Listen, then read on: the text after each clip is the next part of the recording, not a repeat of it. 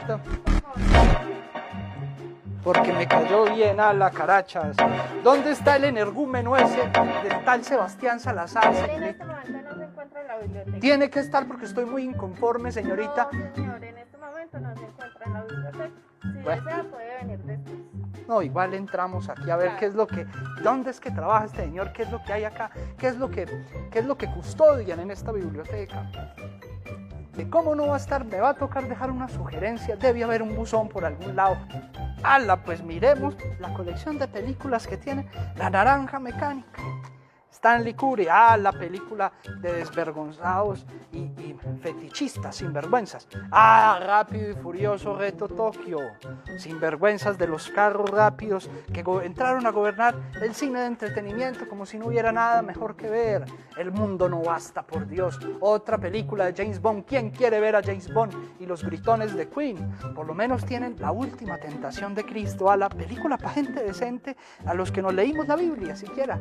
La Biblia y El Aviador, protagonizada por Leonardo DiCaprio, hombre simpático entre los simpáticos. Miren esos ojos nada más. Qué ojazos, Leo, por Dios. Qué ojazos. ¿Cómo no me van a invitar a mí a Cinema 80 si es que todo esto ya me lo vi y de todas puedo renegar tranquilamente? De todas maneras los invitamos al en vivo que vamos a tener este miércoles 28 de abril con nuestro invitado José Fernando Saldarriaga, escritor del libro Cine y Ciencias Políticas, un modelo para armar. Una lástima que no pueda estar yo de invitado con mis sabias opiniones, como es costumbre, pero igual el hombre hasta simpático y el en vivo va a salir muy bacano. Los esperamos el miércoles 28 de abril. ¡Hala! Hasta luego.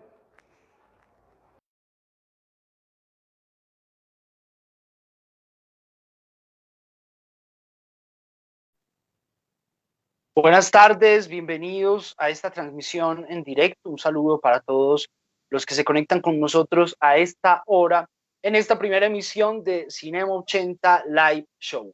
Hoy para hablar de la relación entre cine y ciencia política, y tenemos un invitado muy especial y vamos a estar conversando con él a lo largo de esta tarde sobre esa relación entre cine y ciencias políticas, que es una relación muy estrecha y muy vital que da cuenta de nosotros como individuo y también como colectivos, ¿no? Bueno, antes de empezar, quería como a manera de abrir este espacio y también de entrar como un poquito en materia, leerles un poema de Juan Manuel Roca, el poeta colombiano, que se llama precisamente El hombre del proyector y tiene mucho que ver con lo que vamos a hablar hoy, ¿no? Y además es un requiem por el cine. Y dice, en los barrios el cine nunca fue mudo.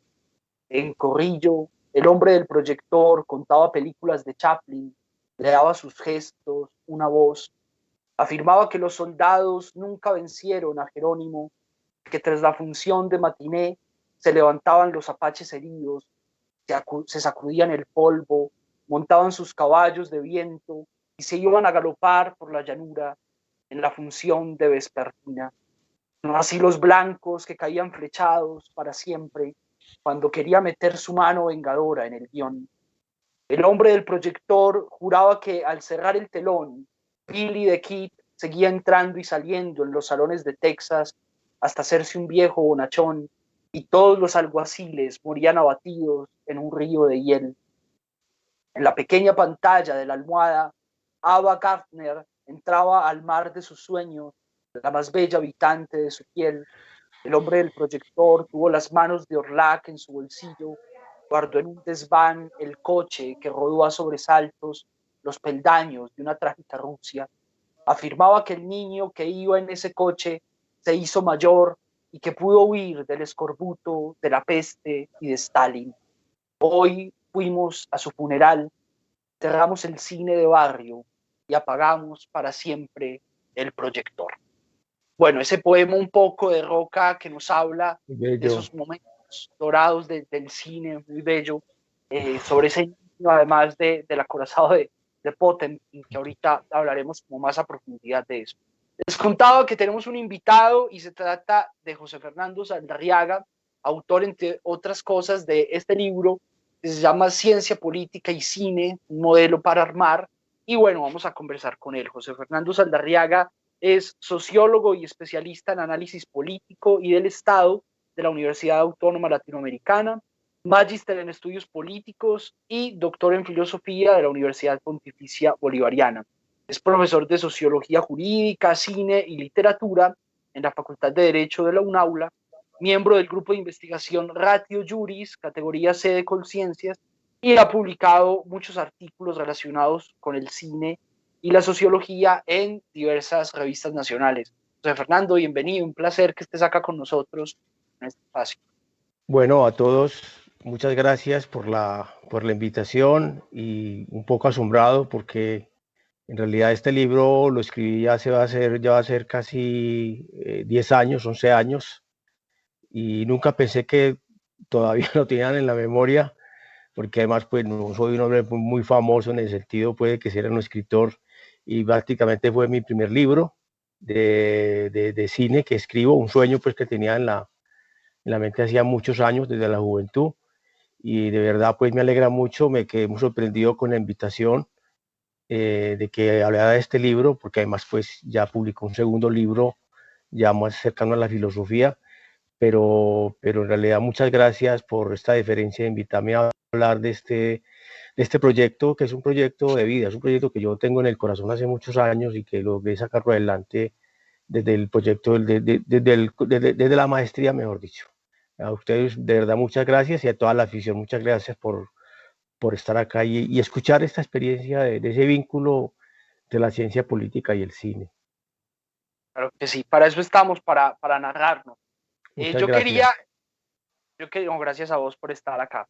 Yo quería empezar preguntándote sobre, digamos, lo primero que yo pienso cuando pienso en esta relación entre política y cine, entre política y arte, es que hay una discusión muy larga, casi que, digamos, que data desde los principios de la humanidad, cuando se habla de política y arte, y es precisamente la función social de alguna manera del arte y del cine. Entonces, digamos que muchos hablan de esa necesidad de que el arte, el cine, la literatura tengan ese compromiso de dar cuenta de los grandes temas de nuestra época, de nuestra humanidad, de nuestras sociedades, y otros, por otra parte, creen en esa cuestión del arte por el arte, ¿no? Como el arte que no mantiene ninguna obligación realmente y su única obligación es estética. Pero yo quería preguntarte si crees que el cine en sí, igual que todas las artes, es de alguna manera un artefacto político de por sí, sea cual sea el tema, en la medida en que ahí hay precisamente una manera de contarnos, una manera de reflejarnos y de pensarnos a través de eso que se representa, y desde un lugar se habla, ¿no? Innegablemente desde algún lugar la película habla y se expresa, ¿no? ¿Cómo ves esa cuestión? Pero antes de iniciar con tu pregunta, que es bastante larga y bastante para conversar, quiero anotar de que las películas que tomé como referencia para este análisis, y quiero dar todo reconocimiento a mi asesor, que fue Memo Ángel. Memo Ángel fue mi asesor de este trabajo, pues a él quiero darle pues todo también mi acompañamiento, porque ese texto fue escrito conversado. Nosotros no hicimos asesorías, conversamos, al revés, vos sabes que Memo es un gran conversador. Pero quiero hacer esta introducción a tu pregunta, porque muchas de las películas que yo referencio ahí fueron películas que me afectaron como arte. Y son películas que yo vi fue en cine, o sea, son películas que yo presenté en el Cineclub en los años 80. Casi todas las películas, o estas películas que son de la época blanco y negro, el vampiro de Lucenloff, o M en busca del asesino, también tiene un nombre, la película El Gabinete del Caligari, el Acorazado, Los 400 Golpes, fueron películas, y otras que ahí menciono, fueron películas que yo presenté en el Cineclub, en el acetato. En pues ya no conservo el proyector, pero conservo pues esas cosas, y ahí los presenté, yo los presenté ahí, o sea, lo que yo planteo ahí, pues lo que es una experiencia de vida, esas películas yo no las vi, decir, cuando yo presentaba cine en los cineclubes de los años 70 y 80, no existía lo que hoy, afortunadamente, hoy tenemos, pues decir, ver la posibilidad de películas en DVD y ahora pues por estos medios, entonces son películas que yo vi realmente y las vi ese momento, les presentaban 2 o 3 veces en la semana, o un tal vez si acaso 2 veces, y ya no se volvían a ver, había que esperar 1 o 2 años para volverlas a ver. Son películas que rotaban a él de América Latina, por las diferentes embajadas, en este caso la embajada la alemana y la francesa, y la americana. Entonces, gracias ya a estos nuevos sistemas tecnológicos de ver películas en DVD, en VH, que me tocó a mí, VH, DVD, Beta, VH, DVD, pues tuve la oportunidad de volverlas a ver y ahí así articularlas al ejercicio del análisis de la ciencia política. Con respecto a tu pregunta, me parece muy clave tu pregunta en este sentido. El cine desde el principio tuvo un compromiso político, inclusive desde su mismo nacimiento. Yo no creo mucho en los distanciamientos ideológicos con el cine, sino que creo que ya el cine de entrada, desde su carácter experimental, ya tenía un compromiso político. Yo parto, por ejemplo, de la gran película del doctor Caligari, que ahí ya hay una posición política. O sea, ellos sin quererlo de alguna manera, ya estaban aduciendo a una crisis, a un sistema de poder por venir, que era precisamente lo que luego se vislumbró como el fascismo. Entonces, en toda película en sí misma tiene un compromiso político, es decir, no de partido propiamente, aunque si hubo cine de partido. De hecho, Eisenstein en El Acorazado pues existen en la época de Lenin, cuando Lenin pues, fue presidente. No estamos hablando de Stalin, porque Stalin persiguió a Eisenstein terminó exiliado en México, y también lo trataron un poco mal. Hizo una película muy bella que se llama Viva México, pero por encima del carácter ideológico de esta escuela y la escuela alemana y la escuela norteamericana con el nacimiento de una nación, lo que buscaron era el surgimiento de una nueva estética, de una gran estética, y se crearon 3 escuelas muy importantes, pero era ineludible sacar el elemento político, era imposible sacar el elemento político, ¿cierto? Solo que el sentido de la estética y el montaje le daba un toque más artístico a las películas. No es que lo político quede a un segundo plano, sino que hay un vínculo bellamente estético entre la política y el cine. Pero no, inclusive los primeros, dirían así, como estructuralistas del cine surgieron en Rusia.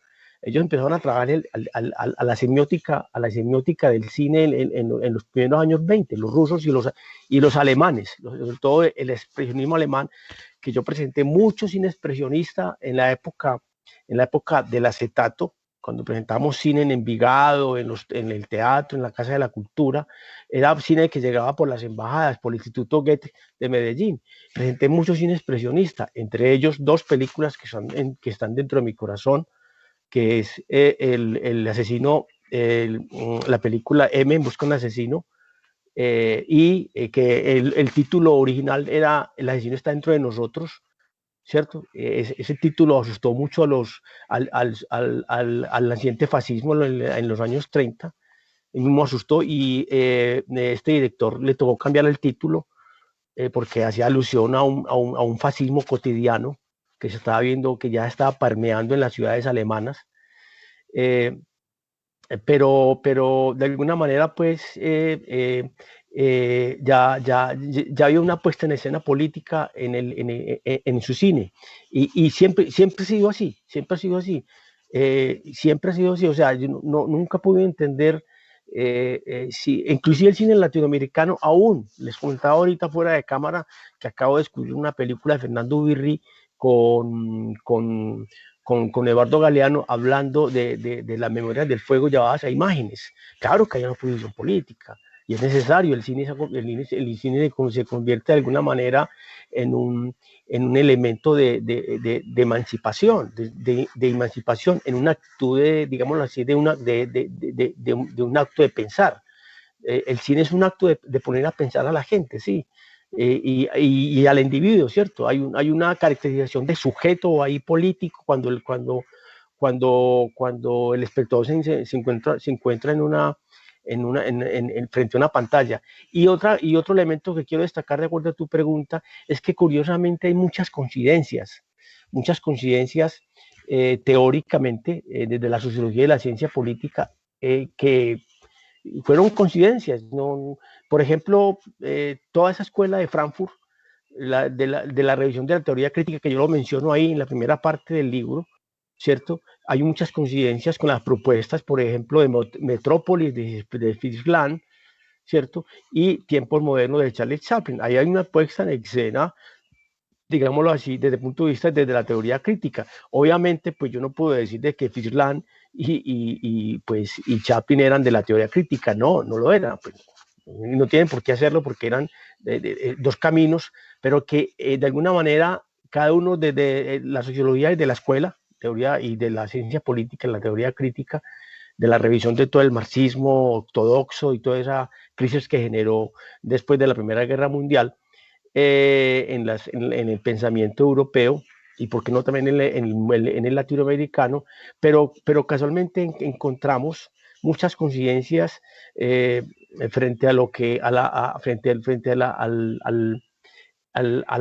aparato político del poder que plantea Chaplin, al control político, a máquinas de captura, pasar un poco el término de Lesiano, a lo que planteaba la escuela de Frankfurt, ¿cierto? Y también a lo que vemos en la película de Fritz Lang en Metrópolis, cuando el personaje es capturado por el tiempo, su tiempo es controlado. Es una crítica fuerte del capitalismo salvaje, ¿cierto? Y una mirada, pues, muy crítica a lo que se nos venía desde el punto de vista de la modernidad política, si se puede llamar. Es toda una crítica a la modernidad política, las dos películas. Entonces, un poco como para tratar un poco de concluir tu pregunta, el cine siempre ha tenido esa condición política. Solo que le da mucha fuerza digámoslo así, a su estética. Por ejemplo, para Eisenstein, siendo un director del Estado, del joven Estado comunista a través de Lenin, su propuesta semiótica era el montaje. Para él el montaje está por encima inclusive de lo político, y en lo político se convirtió en una estética política, ¿cierto? Entonces, es eso básicamente. Total, no podría estar más de acuerdo, además porque cuando empezaba a leer tu libro y leía esos primeros capítulos sobre el nacimiento de una nación y donde hablas de la formación de identidades, yo pensaba que igual no ha sido radicalmente distinto a otras expresiones artísticas de la historia, ¿no? Yo pensaba mucho, por ejemplo, en que de hecho, si pensamos, por ejemplo, en la tragedia griega, la tragedia también es un género político de alguna manera, ¿no? Por supuesto. Es posible la tragedia griega porque ya existe la polis y digamos que la tragedia es ese género que da cuenta de eso, ¿no? De la ciudad, de la polis. Y la sociedad, yo siempre he creído que las sociedades se fundan a partir de ideales de virtud y en la tragedia eso es clave, esa cuestión, el hombre entre el deber ser y el querer ser, y eso es un drama político. Y está ahí esa capacidad de crear identidades también a partir de esos ideales que se destacan en la literatura, en el cine, en las películas. Entonces, para entrar en materia, esas películas que mencionas, El nacimiento de una nación, Tiempos modernos de Chaplin, cómo se ve reflejado ya más fácticamente en la sociedad, como esa influencia en esa creación de identidades colectivas. Sí, bueno, muy interesante tu introducción, porque entre otras cosas, pues ahora estoy muy dedicado a la filosofía y el cine, pues es mi proyecto, mi último proyecto. Obviamente nunca me he desvinculado de la sociología, pues es mi carrera máter, pues, y la quiero mucho. Pero es muy importante lo que dices, porque es que la filosofía construye pensamiento a través de imágenes de pensamiento. y eso pues lo he aprendido a partir de este gran filósofo Deleuze, que fue parte de mi tesis doctoral, donde decía es que la filosofía son imágenes de pensamiento. Pues eso es lo que hace el cine. El cine hace construir las imágenes a través del pensamiento. Entonces, por eso me parece muy pertinente con relación, y con lo que tú dices, y cuando tú planteas cuál es el efecto contemporáneo de las películas en un mundo moderno, en el siglo XXI, pues es mucho, porque es que inclusive el cine es acontecimiento, el cine no es una historia, sino un acontecimiento, y como acontecimiento, un término muy filosófico y muy deleuziano, como acontecimiento permite mirar nuestra propia contemporaneidad. Es decir, hoy, por ejemplo, la película Tiempos Modernos y Metrópolis Metrópolis de Finland, hoy en este momento tiene una gran fuerza, porque hoy estamos vigilados, controlados a través de cámaras, a través de las pandemias, ¿cierto? Hoy, es decir, hoy estamos, entonces mire como las películas, sin decir que no fueron profetas, no, yo no creo en el término de ser profetas, sino que diagnosticaron la crisis del Estado moderno. Inclusive, Deleuze dice una cosa muy bella, el Estado no existe, el Estado es un invento de la modernidad, lo que existe son unos dispositivos de poder. Mire lo que está pasando hoy en el país, unos dispositivos de poder, ¿cierto? Entonces, mire qué es lo que plantea Tiempos Modernos y el gran dictador de Chaplin. Y además quiero hacer dos paréntesis muy importantes. Cuando yo presenté el proyecto de la maestría, pues obviamente era un proyecto realmente rarísimo, porque pues nadie pues se imaginaba que relación, me decían, ¿y eso cómo se relaciona? Le digo, déjenme hacer el proyecto y con seguridad yo les voy a demostrar de que sí es posible. Bueno, y la universidad me lo permitió. Tenía muchas películas, tenía cantidad de películas, y Memo en su sabiduría y tan buen conversador, me decía, José, ¿vos vas a hacer una enciclopedia o vas a hacer una tesis? Porque es que así nunca vas a terminar. Tenía muchas películas, yo me emocioné mucho con el tema. Entonces, por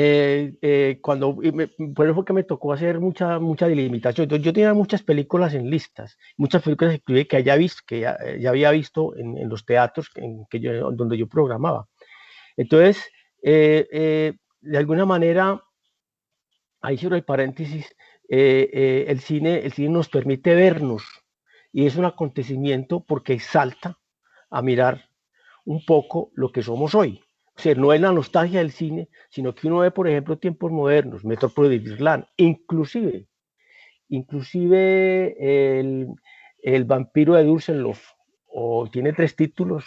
El título original, como lo dije ahorita, era El asesino está entre nosotros, El asesino está entre nosotros, o M en busca de un asesino, como llegó aquí a Medellín. M en busca, era una película semipolicíaca, donde aparece un asesino de niños que nadie conocía, y la gente empezó un poco a sospecharse a sí misma. Como nadie conocía, todo el mundo empezó a sentirse culpable, se dio una conciencia colectiva de la culpabilidad. Entonces, claro, esas películas, como otras que menciono ahí, tienen un gran momento, es decir, el mundo se puede ver hoy a partir de esas películas, hoy en el siglo XXI. Ahora, con respecto a las identidades, otro tema sociológico bastante interesante, muy filosófico. Claro, ¿cómo no? Cuando vimos la realidad a través del cine, nos asombramos, porque eso somos nosotros.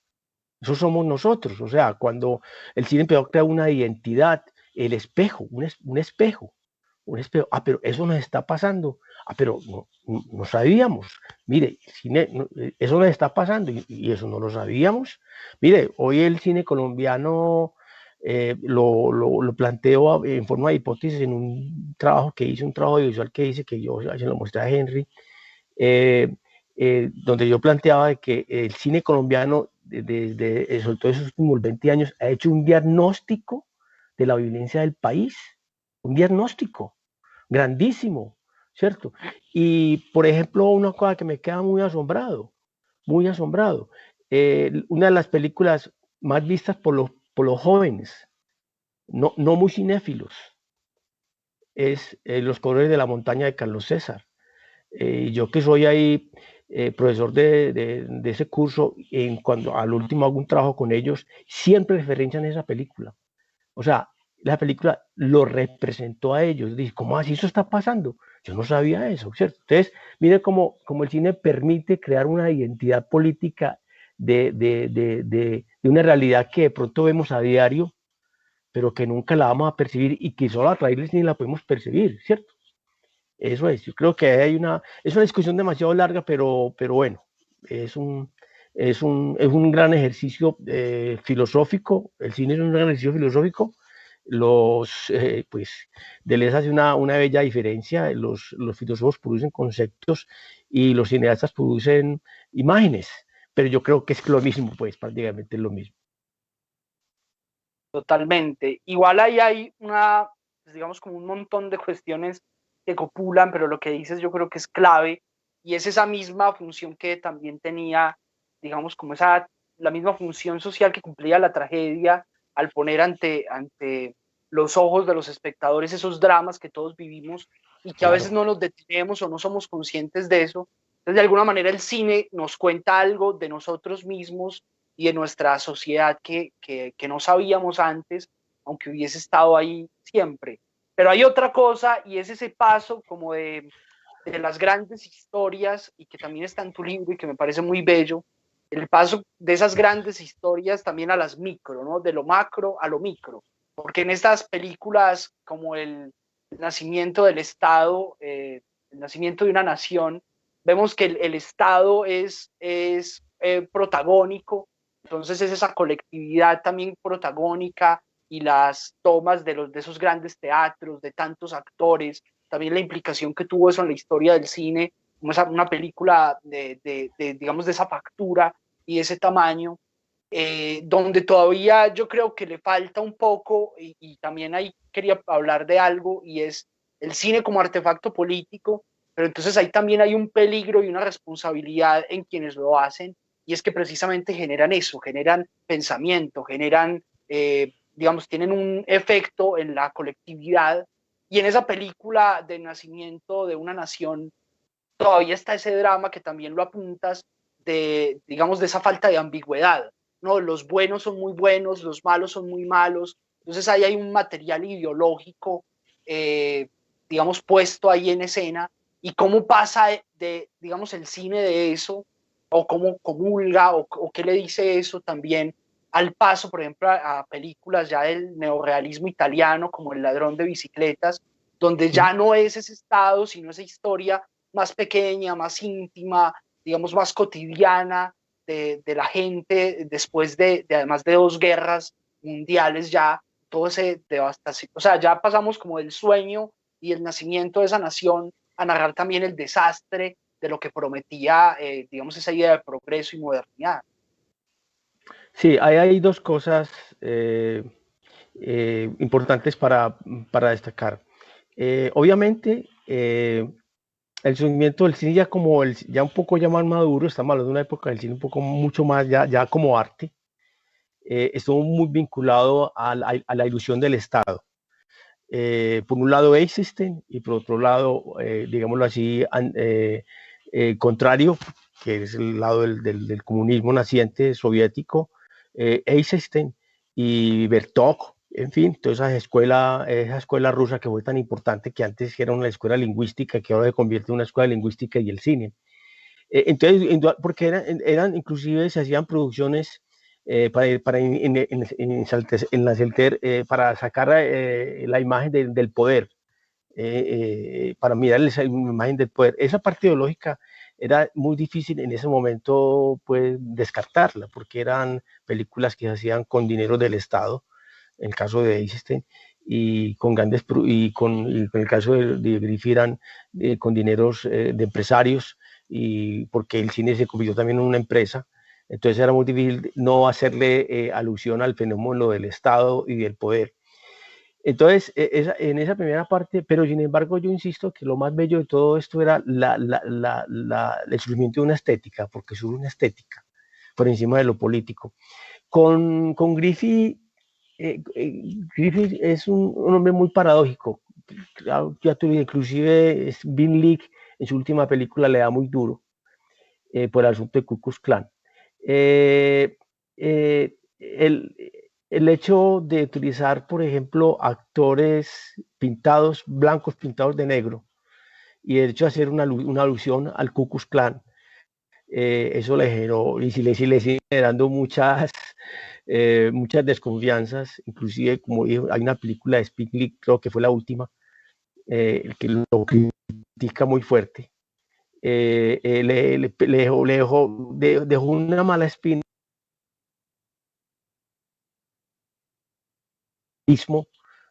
tan fuerte con los Estados Unidos a través de esa guerra que genera el origen de los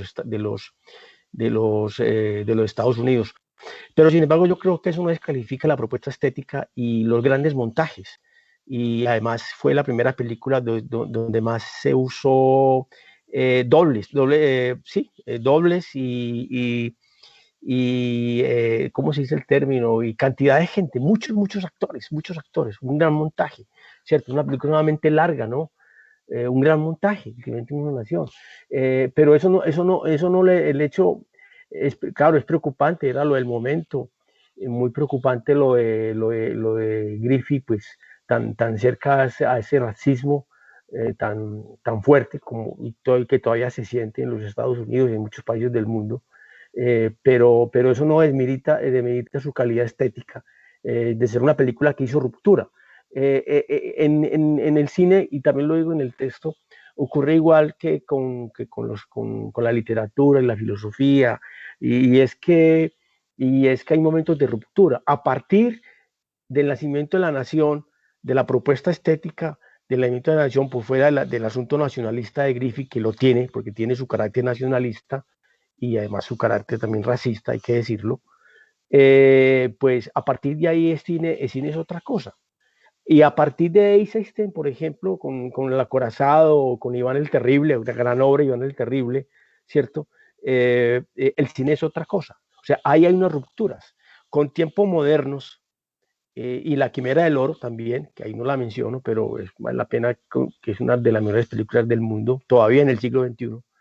El cine es otra cosa, o sea, hay unas rupturas. Lo que yo hago en el texto es eso, presentar películas que fueron rupturas. O sea, a partir de ahí surge otro ingrediente más del cine, el montaje, la escena, en fin, otros ingredientes estéticos que no lo tenían las otras películas antes de esta, ¿cierto? Y eso me parece como muy importante como destacarlo. Yo quiero hacer un paréntesis también. El libro pues que ustedes tienen en sus manos es la segunda edición, porque ya el texto había salido en una primera edición y igual con ustedes, alguien, nunca supe quién fue, lo traté, por lo menos paré las gracias, me hizo un comentario muy interesante en una revista de la Universidad de Antioquia, y yo inesperado, me hizo un comentario, le dedicó como 2 páginas al libro, y yo dije, yo no sabía que eso era tan importante, y eso permitió de que el libro lo pidieran de nuevo. Entonces se sacó una segunda edición, y ahí yo le agregué un ensayo que yo quiero mucho, que todavía quiero mucho, que es un ensayo basado en precisamente, lo acomodé un poco al concepto de modelo para armar. Recuerde que ese término es de Julio Cortázar, de ahí fue donde me salió la idea de titularlo Un modelo para armar, que es un cuento de Julio Cortázar. Eh, eh, un texto muy bello que lo llamé La estética del desamor, de 3 películas de Krzysztof Kieślowski, un director que yo me enamoré mucho de él. Esas fueron sus últimas 3 películas, y también están en ese marco de ruptura, porque son películas que aparecen después de la caída del muro de Berlín. O sea, uno entiende las películas de Kieślowski si entiende el fenómeno de caída del muro de Berlín. O sea, que hay una ruptura. Igual que con otras películas, las películas denominadas clásicas, ¿cierto? Pues de alguna manera hubo una ruptura estética, y a partir de ahí el cine es otra cosa, ¿cierto? Es otra cosa. No sé si te quedó clara la respuesta. Sí, claro. Además, ya también quería preguntar porque Krzysztof Kieslowski también es un Sí.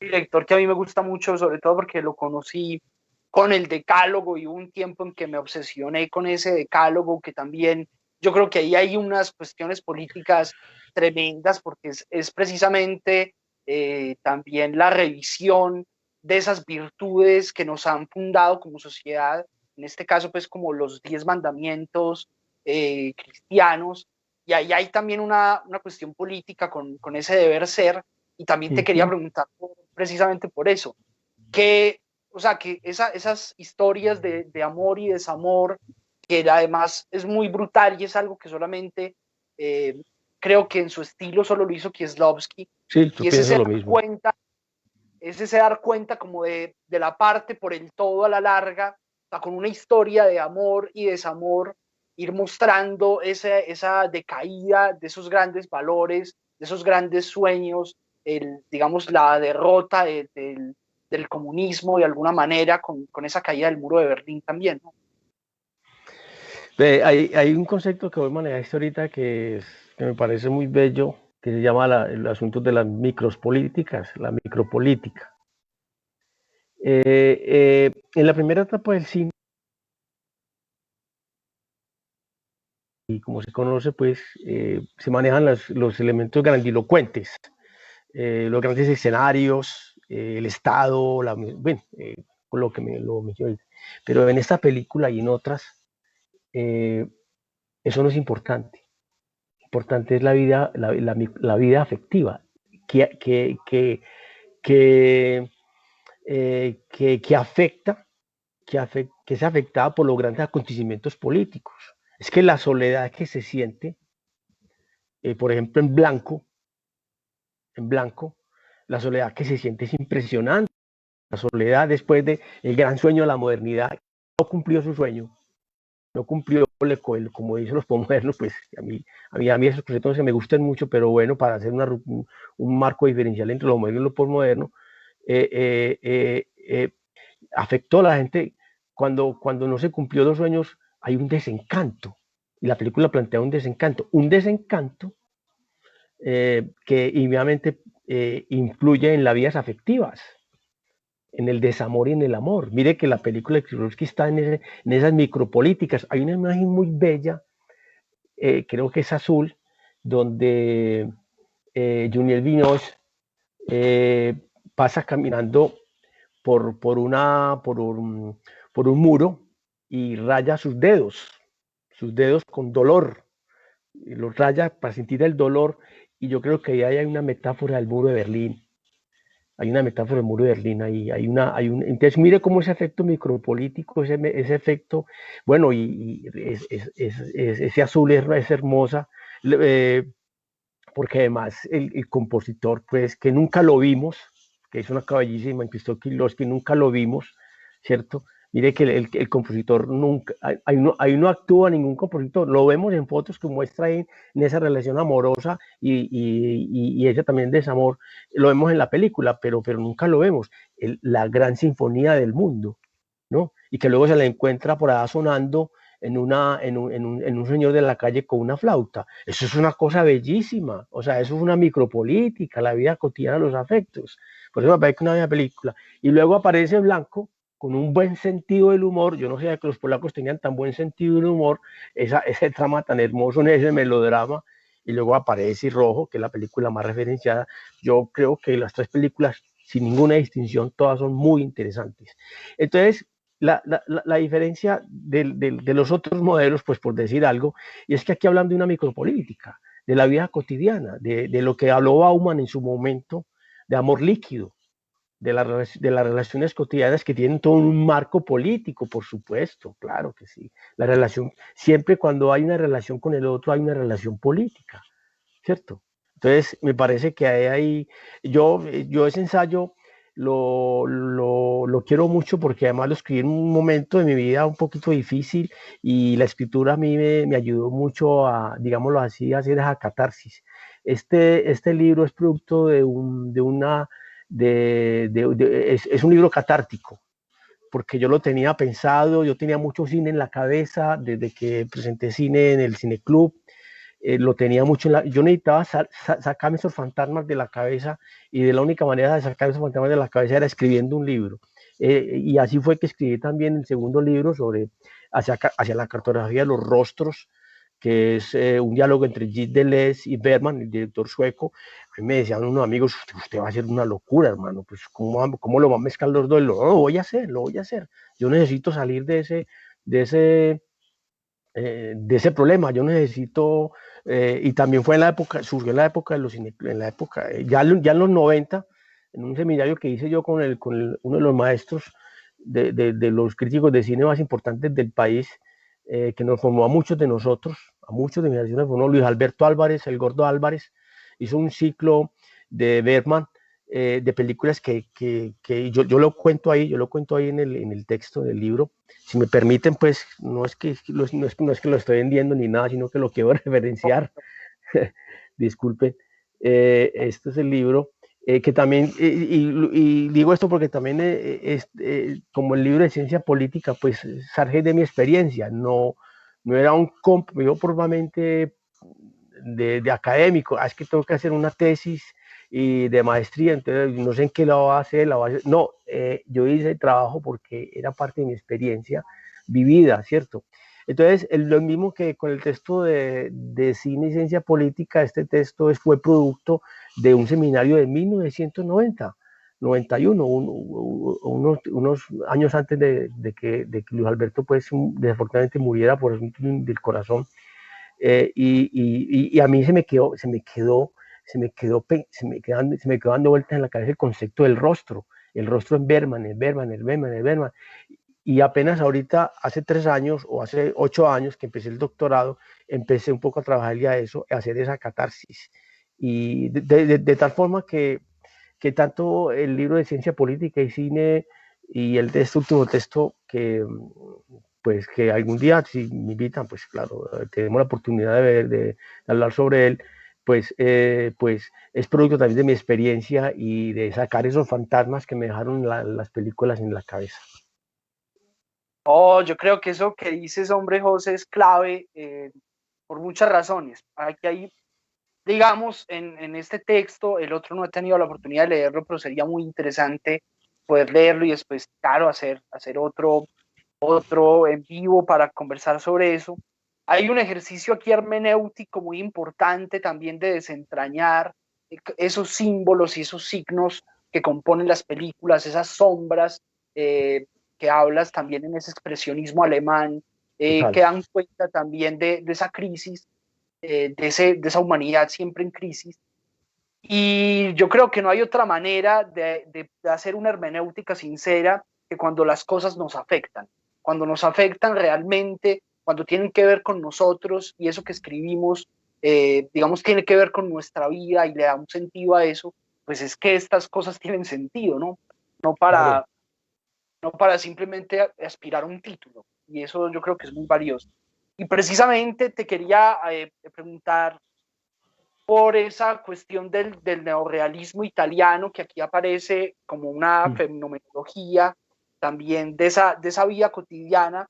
Y te quería preguntar, porque bueno, en el texto, que no es el caso, no hablas de cine latinoamericano ni de cine colombiano, no revisas ahí esa parte, pero ese neorrealismo italiano de alguna manera influenció mucho también el cine que se hizo después en Latinoamérica, ¿no?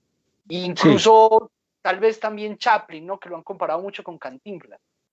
sí, no, uno escribe un libro, uno queda con muchas deudas.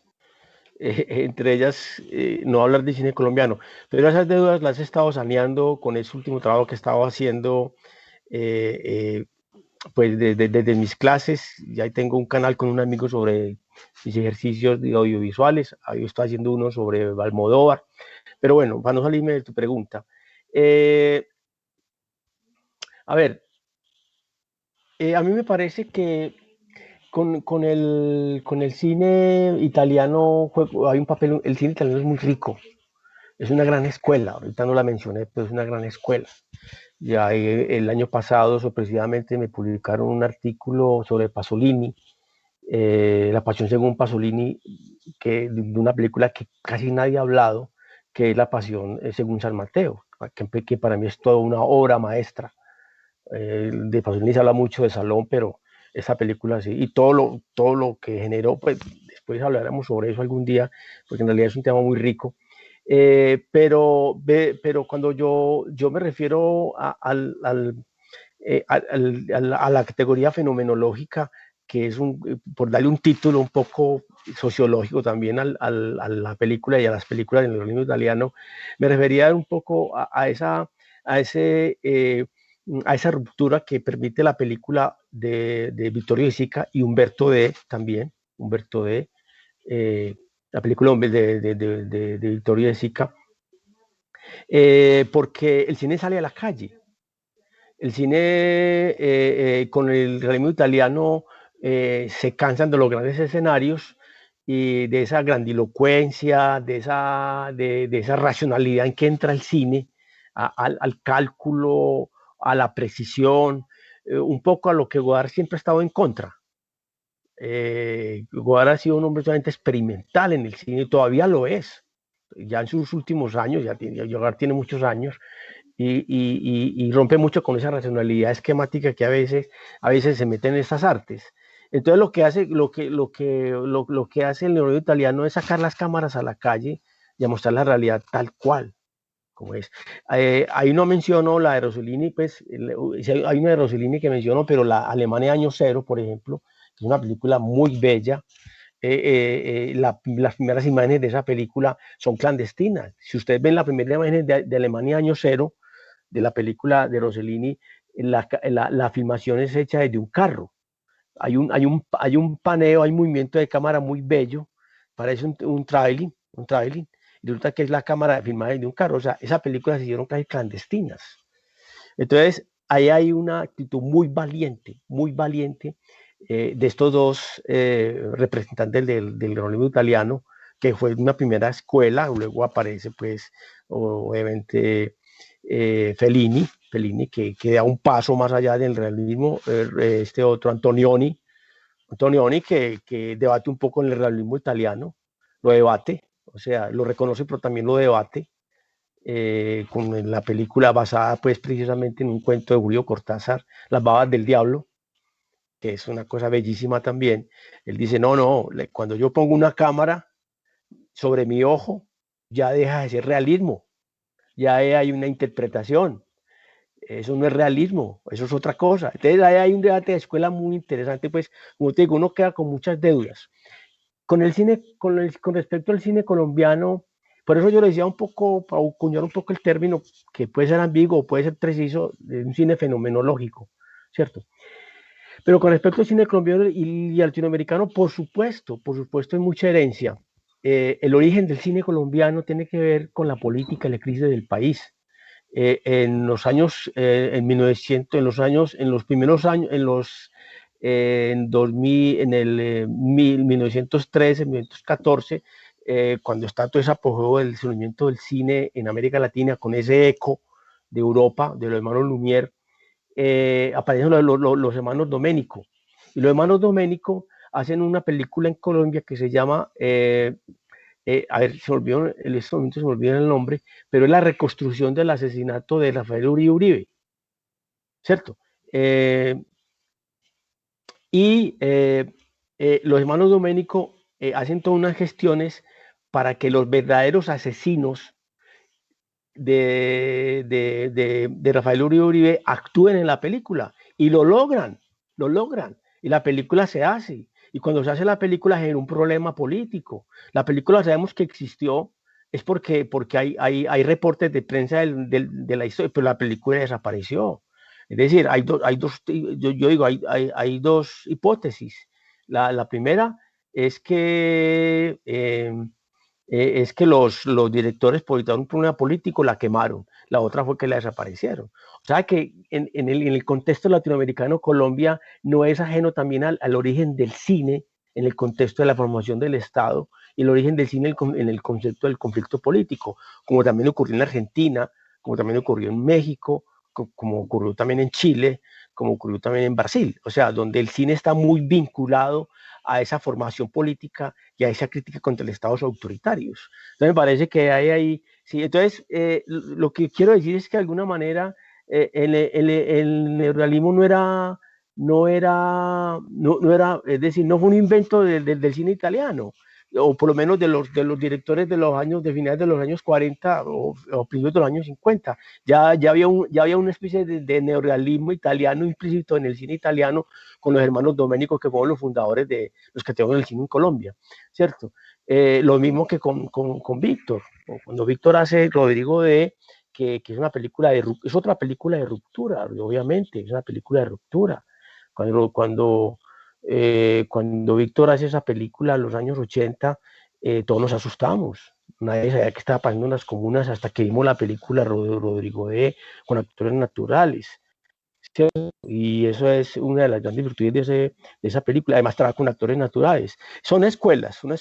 Uno siente, por ejemplo, que en el cine alemán la formación teatral es muy importante, porque el cine alemán, la carga artística alemana es muy fuerte. O sea, para ser actor de una película alemana, tiene que ser formado en teatro. Para ser un actor en el cine francés es formado en teatro. Es una característica inalienable, casi, ¿cierto? Pero son escuelas y hay un cine un poco más libre, más abierto, más liberal, que es el de los actores naturales, ¿cierto? Que de alguna manera, como tú ya lo planteas, es el cine que de alguna manera heredó mucho los movimientos latinoamericanos y el movimiento colombiano con actores naturales, por supuesto. En algún momento se intentó hacer cine muy, muy filosófico en la época del sobreprecio, cuando existía esa figura del sobreprecio, que eran películas succionadas por el Estado y se presentaban antes de cada película, y eran películas que nadie las entendía, muy filosóficas, y fueron fracasos económicos. Hasta que llegó la estrategia del Caracol, eh, cuyo estreno fue un 25 de diciembre, por eso las películas colombianas las estrenan un 25 de diciembre, porque fue todo un impacto. Es decir, la película La Estrategia del Caracol le gustó a todo el mundo, o sea, no solamente a los intelectuales, sino a la gente del común, y es una de las virtudes que tiene esa película, la Estrategia del Caracol, además porque eran con actores ya muy vistos por televisión, ¿cierto? Es decir, la diferencia de alguna manera de otros países en los actores, es que los actores colombianos eran primero actores de televisión y luego actores de cine, ¿cierto? En un principio. Entonces, a veces cuando uno veía en el cine colombiano, uno soltaba la carcajada porque como ya lo había visto en televisión y con el habladito paisa, por ejemplo, o el rolo, entonces uno soltaba la carcajada. Claro, es que es el espejo de la realidad. Entonces, hay cosas ahí muy, muy interesantes. Uno cuando hace un libro, pues no lo hace con la ilusión de que va a ser famoso, pues porque eso pues no tiene sentido, sino de escribir, hacer un libro, hay dos riesgos, o que lo lean o que terminen cuñando puertas, como dicen por ahí, pero por lo menos dejamos una huella histórica en esto, y uno queda con muchas deudas, por supuesto, uno queda con muchas deudas cuando escribe un libro, y que hay muchas cosas por escribir, afortunadamente. Claro, a mí realmente ese subtítulo, digamos, de fenomenología me parece muy bien puesto porque da cuenta de eso, ¿no? De esa ruptura con esas historias grandilocuentes y de alguna manera que también influyó mucho la literatura de ahí en adelante, o la literatura influyó Total. el cine, o los dos comulgaron, y fue pasar de contar las grandes historias a las pequeñas, que es también pasar de contar la historia de los vencedores a la de los vencidos, que es de alguna manera también lo que hace Víctor Gaviria, de contar esas marginalidades, eso que va quedando por fuera de esos supuestos proyectos de Estado y de nación. Pero bueno, Hay, ya dejando... hay, Ah, hay una cosa muy bella que quiero resaltar, y es que el cine ha permitido sanar las heridas de la historia. Todavía hoy, hasta hace poco, esta semana, vi una película sobre la Segunda Guerra Mundial. Todavía en el siglo XXI están presentando los alemanes, están presentando cine en la Segunda Guerra Mundial. Y eso es una gran virtud, porque el cine permite de alguna manera el espejo de lo que nos pasó y decir, yo creo que Alemania, porque además porque lo conocí muy de cerca, yo conocí cuando era muy cercano al Instituto Goethe de Medellín, conocí muchos alemanes que estoy hablando hace 30 años, 35 años tal vez, que sus abuelos, muchos de sus tíos cayeron en campos de concentración. Ellos guardaban un silencio, ellos nunca tocaban ese tema y uno pues, con ganas de preguntarles, pero uno le daba como mucha pena. Cuando hacíamos reuniones allá en el Instituto Goethe, cuando traían directores, el Instituto Goethe traía muchos directores de cine a Medellín, y lo mismo que el Colombo francés, ¿cierto? El Instituto del Colombo francés que quedaba ahí por todo el palo. Eh, ellos guardan mucho silencio por lo que les pasó. Y todavía hoy, siglo XXI, estamos viendo cine. Yo me pregunto, ¿qué puede? Yo me pongo a pensar o a preguntar, pues que mire todas las historias que hay en el cine colombiano, ¿cuándo lo vamos a sanar, por Dios? ¿Cierto? El cine ha permitido esa sanidad, digámoslo así, ver la realidad. Y lo que tú dices es muy cierto. En esas microhistorias del soldado, del judío perseguido, de la relación con la familia, del niño, que hacen parte de toda una estructura de poder, ¿no? No, todavía, estos días vi una película muy bella que se llama La canción de los nombres olvidados. Una película nueva, una película de 2000, si no estoy mal, 2019, 2020, ¿cierto? Entonces, mire, hay que estar a la espera del cine que va a salir en la pandemia. Vamos a ver con qué vamos a ver, porque en realidad eso está muy difícil, pero yo sé que va a haber muy buen cine. Sí, qué pena. Bueno, bueno, hay otra cosa ahí con lo que decís sobre esa, digamos, sobre esa manera también de hacer películas todavía hoy con los temas del pasado, ¿no? Y yo también cuando leía tu libro y hablabas sobre todos esos dispositivos de control, yo pensaba en una película alemana que es también es de los años 2000, que se llama La vida de los otros, Sí, y es una película que muestra también eso todavía en ese tiempo de la Alemania dividida por el muro. Eh, entonces todavía eso sigue generando reflexión, porque a la larga la humanidad nunca cambia tanto y de alguna manera son los mismos dispositivos de control a los que nos seguimos enfrentando día a día, aunque sean otras las circunstancias. Entonces también como ese pasado nos permite reflexionar todavía hoy sobre el presente y mirar también al futuro como con otros ojos. Pero ya yo, pasando un poco, dale. no, yo vi una película de este mismo director, La vida de solo, la vi la semana pasada. Ajá. Se llama, no mires, pero creo que ese no es el título, pues ese es el título comercial. No mires hacia atrás. Toca el tema del muro de Berlín a través de un pintor, un pelado que se hace pintor. Una cosa bellísima. Una película del 2020. O sea, hablando pues de este director que hizo La vida de los otros, que es una gran película. Qué pena, dale. Sí, no, yo realmente no, todas las interrupciones son maravillosas porque pues la idea de esto es que sea así como muy libre. Pero bueno, lastimosamente se nos va también como ya acabando un poquito el tiempo. Entonces quería preguntarte por otra cosa que hace parte de tu vida, más allá del pensamiento, de la escritura, de todo esto que dejas acá consolidado y que deja sin duda una huella en el pensamiento de estos temas que nos tocan tan de frente porque hablan de eso que llamamos humanidad, y es también tu proceso en los cineclubes y tu proceso también como docente. ¿Cómo es esa cuestión? Porque ahí también hay un acto político en la docencia de por sí, hay un acto político, entonces hay un doble acto político, porque si todo a la larga ya lo trae, pero si el cine trae esa carga política y la enseñanza sí que la tiene, ¿cómo son esos procesos además de acercar a los jóvenes a este tipo de cine? Porque yo confieso que cuando yo vi el acorazado de Potemkin en la universidad, y la verdad la primera vez que la vi me iba quedando dormido porque me era difícil, sí, me era difícil entender eso, Sí, ¿no? sí, sí, sí, sí, Yo sí, me sí, vine sí, sí. despertando cuando el cochecito del niño empezó a rodar por las escalas, ahí como que me fui despertando. Entonces Ah, también como es ese proceso el de punto animación. donde era, es de las imágenes más bellas de la historia del cine, esa. Ajá. Una imagen perfecta, muy estudiada por Eisenstein. Pero continúa, sí, sí, sí, dale, dale.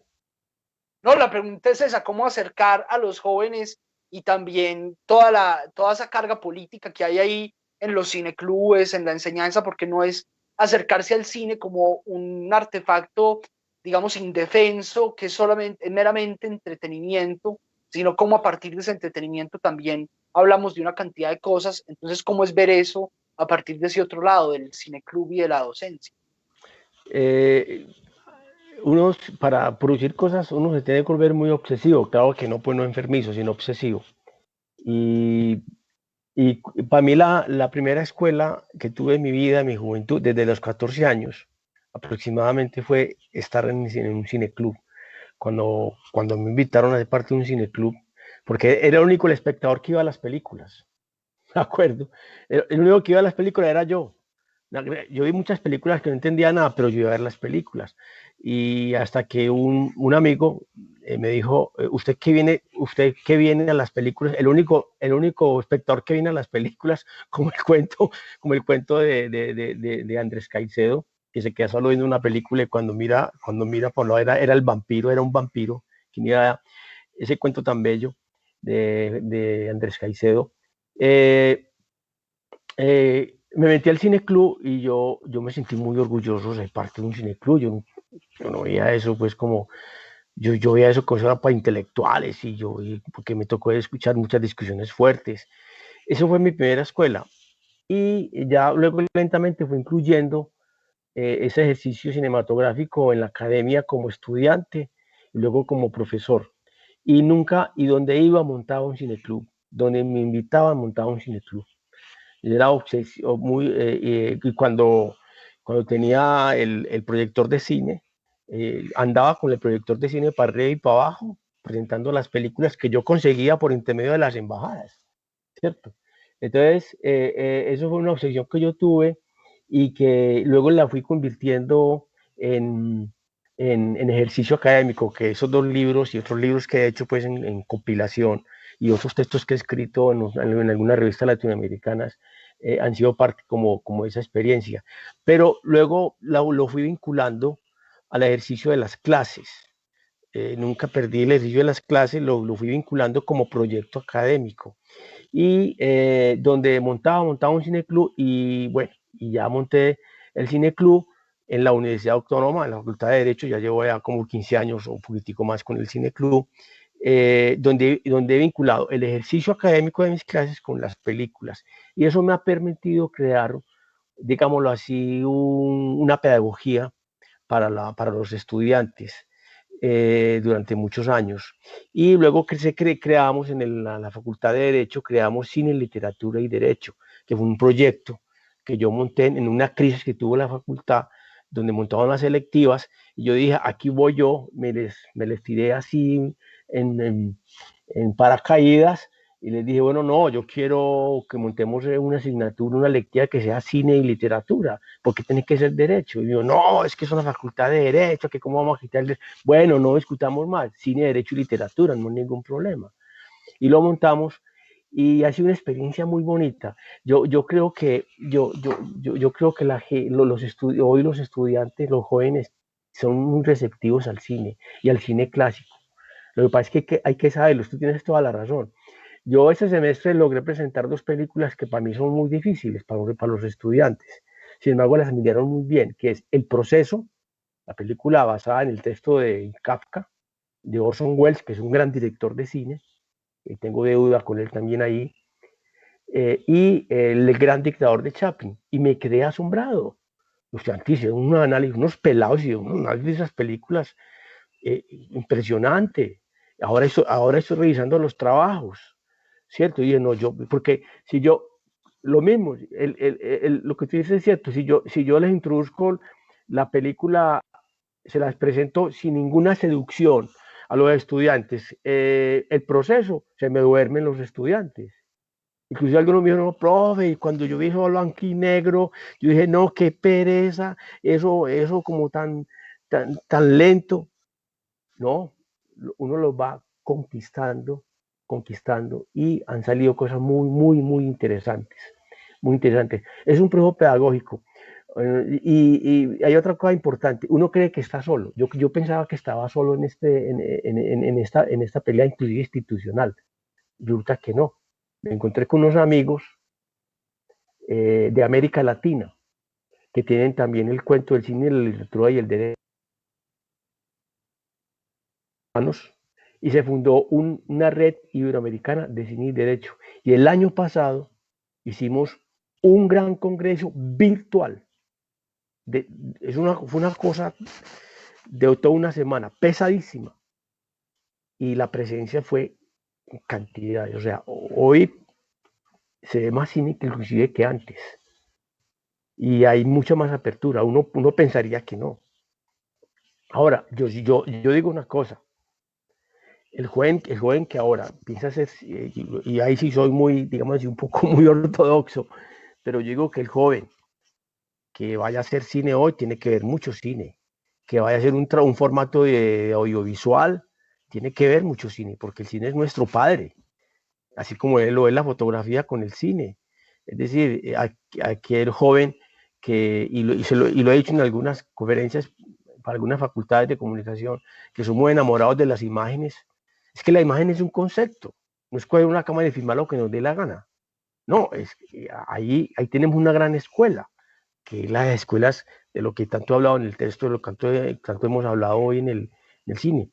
Y es también para que el ejercicio vaya un poco más allá del espectáculo, no solamente ver la película, poner a los muchachos a hacer un ejercicio visual, que es lo que yo estoy haciendo. Yo le decía ahorita a Henry, mira hombre, estoy haciendo con los muchachos de derecho, del tercer semestre de derecho, ensayos audiovisuales, y son muchachos que nunca no tienen formación cinematográfica, ¿cierto? Y no tienen formación audiovisual. Hombre, las cosas que hacen tan interesantes, ¿cierto? Pero es porque yo los voy seduciendo en la primera parte del curso y lo voy cogiendo con mucha paciencia. Es que aprender a ver cine es como aprender a leer y a escribir. Cuando uno empieza a leer y a escribir, tiene que tener mucha paciencia y ir descubriendo esos códigos. Entonces yo pienso que ese ha sido el trabajo que yo he hecho durante muchos años y lo voy a hacer hasta el fines de mi, pues hasta donde me quede toda la alegría posible, porque aún sigo con unos proyectos también de cine muy personales, independientemente pues de los asuntos institucionales, que esa investigación esté en conciencia. Bueno, muy importante estar en conciencia, pero a mí, lo digo con toda franqueza, a mí eso me resbala. Si está en conciencia es muy bueno, si no está en conciencia pues también, pero es un asunto que tiene que también con el deber ser en un momento donde el cine juega un papel clave en la formación de ciudadanía y en la nueva concepción de la filosofía y de la sociología sobre todo. Y totalmente, además esa importancia de ver mucho cine siempre está, digamos, ligada al acto creativo, ¿no? Yo también creo que eso es muy importante porque es muy importante saber que esto y todas las artes, no solo el cine, son un diálogo muy largo que empezó hace mucho tiempo antes de que llegáramos al mundo. Pues lo mínimo que uno puede hacer es desatrasarse si pretende crear y saber que no creamos sobre el vacío, que hay una larga tradición de grandes voces que ya han hablado. Claro, Bueno, claro, es que hay otra cosa, y disculpa que te interrumpa, hay otra cosa muy importante. El cine no es ruido de sabios, sino gente que empieza a experimentar. Y los muchachos están experimentando, salen que caen cosas bien bacanas, bueno, eso es. Dale, además qué tiene pena.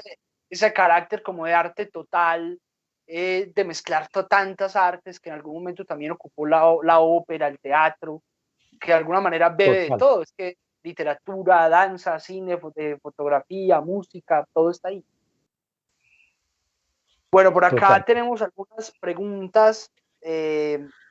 Lizeth Macías dice, gracias por el espacio y quisiera que nos recomendara otras películas colombianas y latinoamericanas que podamos ver y que traten estos temas.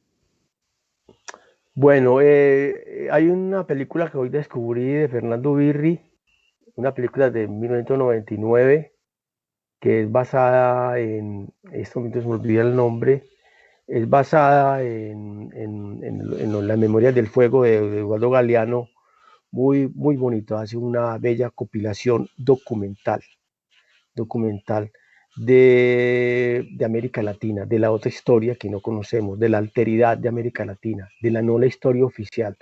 Esa película hoy precisamente fresquita, la vi esta mañana, ahí buscando en un listado que tengo de link de películas para programar en el Cineclub. Yo tengo un Cineclub virtual y créame, estoy asombrado. Yo no pensé, yo dije, con esta pandemia el Cineclub se me va a desaparecer. Y resulta que no.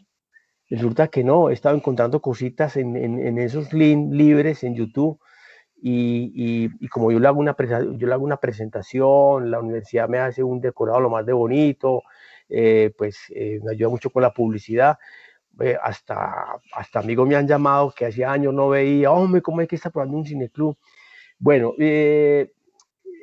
esa película recomiendo la película La dictadura perfecta. El cine mexicano hay que seguirlo. El cine mexicano es una gran escuela. Eh, Vi una película muy bella, no sé si la tengo por acá a la mano. Yo aquí mantengo películas por todos lados. Esto es todo un desorden, una película inclusive nueva, ¿no? Eh, Traduce Nómadas, una película nueva permítame, yo la muestro por acá. Sí, norteamericana, muy, muy interesante, muy interesante. Eh, a ver qué, es que cuando me dicen que recomiende películas, me da como un susto porque hay tanto material. Eh, yo creo que el cine colombiano, una película, el Silencio en el Paraíso, que es una bella película. Eh, Hay una película también colombiana que se llama, eh, se me olvida en este momento el nombre, una de las últimas películas, Monos, muy, muy interesante también.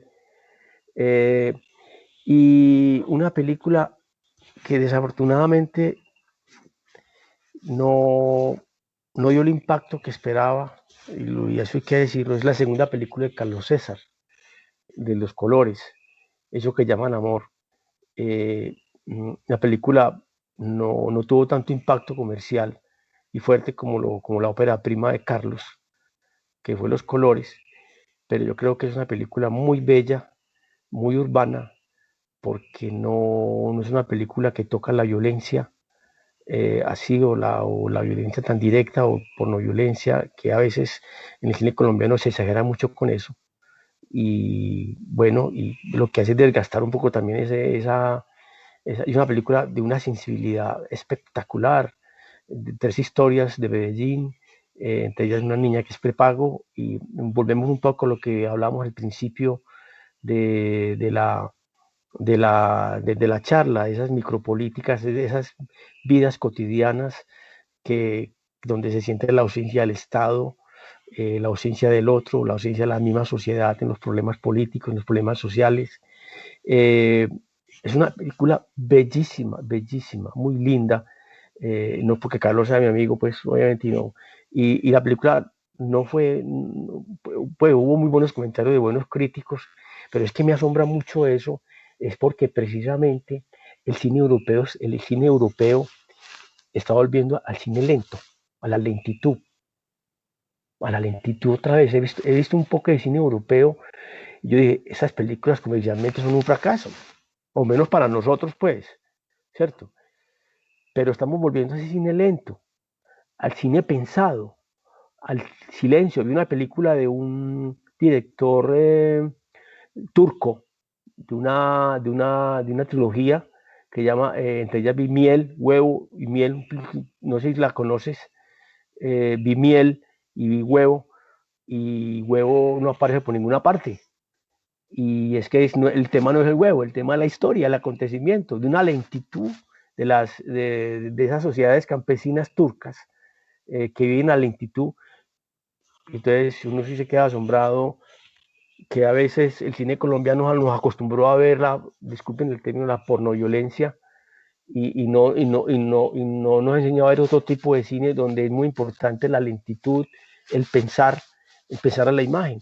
Y yo creo que la película de Carlos, yo lo voy a decir con toda franqueza, fue injustamente maltratada, porque es una película que realmente merecía, inclusive le voy a decir con toda franqueza, me gustó más que Los Colores. Me gustó más que Los Colores. Además, pues, Carlos quería darse ese gusto de hacer una película de esa manera, ¿cierto? Así sí la hizo, se dio como ese gusto a un costo económico muy alto, porque la película no recogió también como la película de Víctor, pues la última película de Víctor, La mordida animal, una película muy fuerte, a mí me parece una película demasiado fuerte, tampoco recogió los impactos que se esperaba, ¿cierto? Que a veces que los temas se van agotando, y a veces es bueno ir buscando como otras miradas distintas, ¿cierto? Entonces yo pienso que es eso, pues diría yo, es una película que yo recomendaría perfectamente.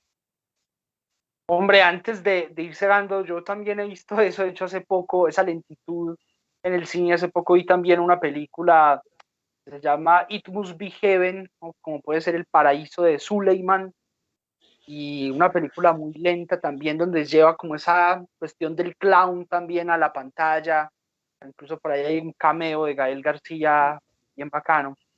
Pero para ir terminando, yo quería preguntarte también sobre los cambios en la industria del cine, que son muchos.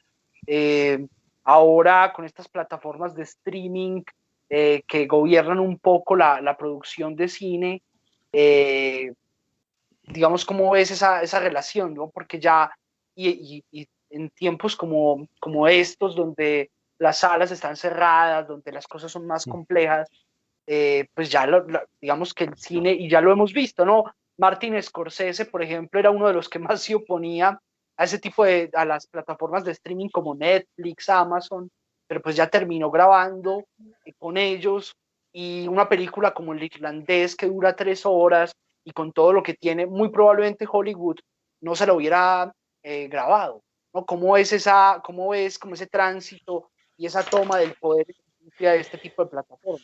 Hay dos cosas muy complejas. La crisis que hoy estamos viviendo todos, y están viendo los directores de cine, todos los colombianos, tienen la oportunidad de conversar con alguno de ellos, pues porque son amigos y están un poquito, diría yo, desesperados, porque realmente pues ellos tenían en sus proyectos algunos guiones para participar este año, para presentar sus películas, y no ha sido posible.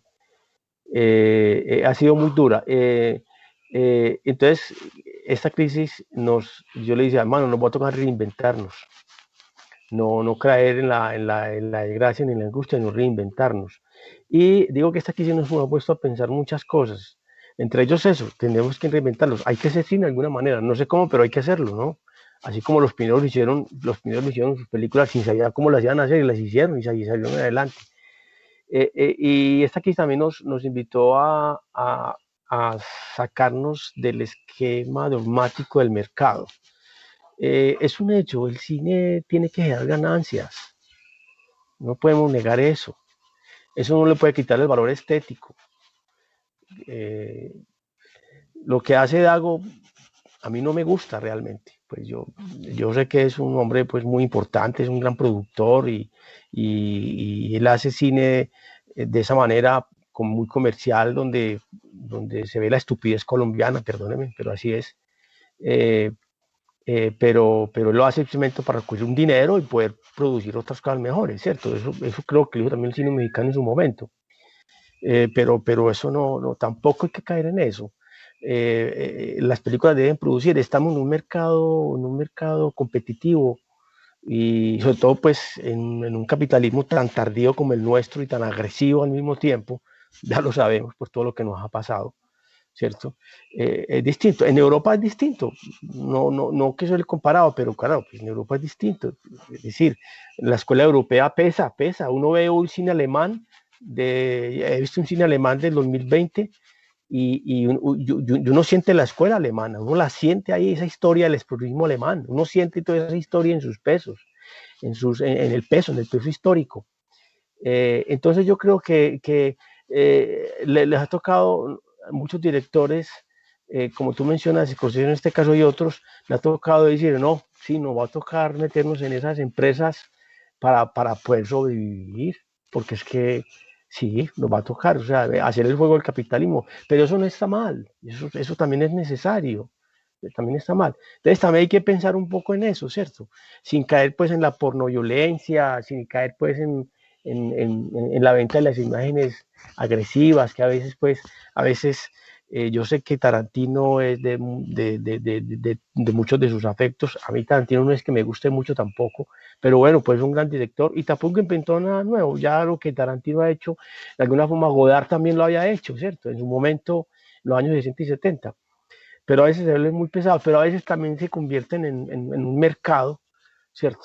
Entonces, todo como en su equilibrio, que a veces es muy difícil, ¿cierto? Pero todo en su equilibrio perfecto. Ni tampoco volvés uno por no violencia, por poner algún ejemplo, pero tampoco puedes regalarse al sistema y hacer cualquier cosa, y no que hacer un equilibrio más o menos. Sí. Ni tanto que queme al santo, ni tanto que no lo alumbre.